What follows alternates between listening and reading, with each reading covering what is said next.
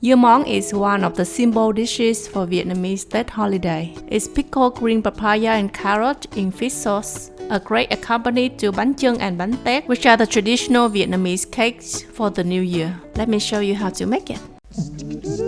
Oh yeah! Helen's recipes. You will need green papaya and carrot. These are sliced and dehydrated, which I bought at the supermarket. 2 cups sugar, 1 cup fish sauce, and a few chilies. Now rehydrate the vegetables by soaking in water overnight. Then rinse well and squeeze out the excess water.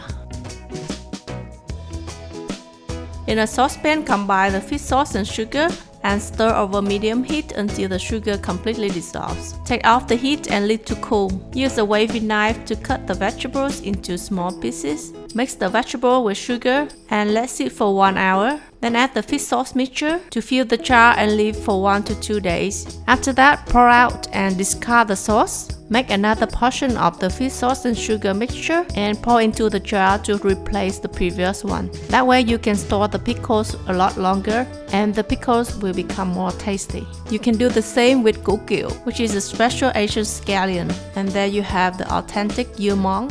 More than just a side dish, dưa món is a cultural beauty and celebration for many Vietnamese people. Serve with a slice of Banh Tet, you will feel the arrival of spring right at your doorstep. I hope you like the recipe. Don't forget to click like and subscribe to my channel for more recipes like this. I will see you then next time. Bye!